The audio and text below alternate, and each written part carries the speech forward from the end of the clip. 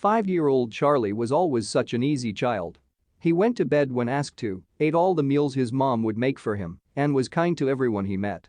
Everything seemed to be fine until one day, the voice in his room would not let him go to sleep. On a Tuesday afternoon, Jessica waited for her husband and son to get back home. While preparing lunch, she got interrupted by a call from Charlie's school.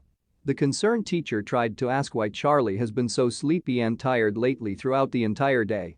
Distraught by the news she received, Jessica started setting up the table with an uneasy feeling in her stomach. Jessica and her husband directly took initiative after they became aware of the issue at hand. While having lunch together, Jessica asked Charlie the same question that she was asked by the teacher, but was given an answer that would make her entire body crawl. "The little boy doesn't let me sleep at night," Charlie said, munching on his meal nonchalantly. Alarmed by their son's words, Jessica and David set up a camera in Charlie's room. They made sure they placed it at a time when their son was not home and in a place he could not reach. They did not want to frighten their son. After a few days, they checked the tapes, and what they found left them more confused than they were in the first place. On Friday afternoon, Jessica and David played the recordings that they made of the past 2 nights. With furrowed eyebrows, they turned to each other trying to understand what was happening. They wanted to find something, anything, but they found nothing. Charlie slept soundly through the night. David was planning on removing the camera at night, but thanked himself the next day for not doing so. Getting ready to remove the camera from Charlie's room, David got a gut feeling that urged him to watch the tape one last time. When watching the tape of the night, his knees felt weak. He heard the voice of another kid in his son's room. Unable to process what he was watching, David frantically called Jessica over. Both David and Jessica watched as this kid spoke. "I don't want to sleep. I am not tired," with Charlie answering, "I am tired. So, can you please keep it down?" The video sent chills down Jessica's back. "Where is he? Where is the kid?"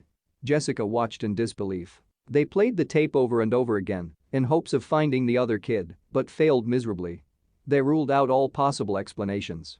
The door was closed, the window was shut, and the voice was way too loud to be coming from anywhere but Charlie's room.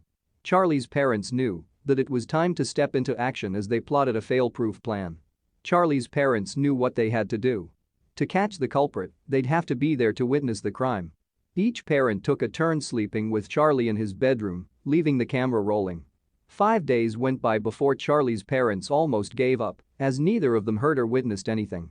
Until one night, when they least expected, the child spoke. "It's just you and me again, let's play," the child blurted out. Jessica sprung up in bed and yelled out to her husband David. "I can hear him." In a matter of seconds, David jumped out of bed and hurried to his son's room. "Where is he?" David gasped. Turning to each other, they heard the voice speak again, but this time they were able to locate him. Turning to the side of the table, they saw the baby monitor light up as the child spoke. The parents stood there, puzzled and confused as to how that was possible. If their baby was silently sitting in his crib, who was the child? David grabbed the monitor and switched it off. As the room went dead silent, they heard the child's laugh from a distance. Jessica took small but confident strides towards the window and pulled it wide open.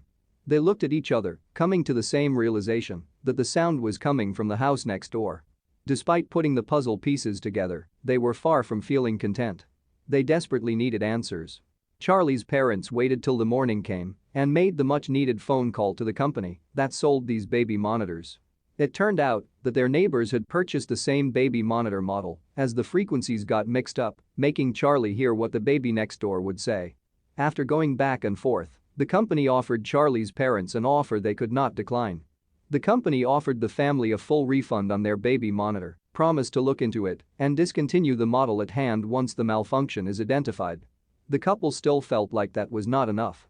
They then took initiative and decided to take it to the public, but they did not anticipate the feedback that they got.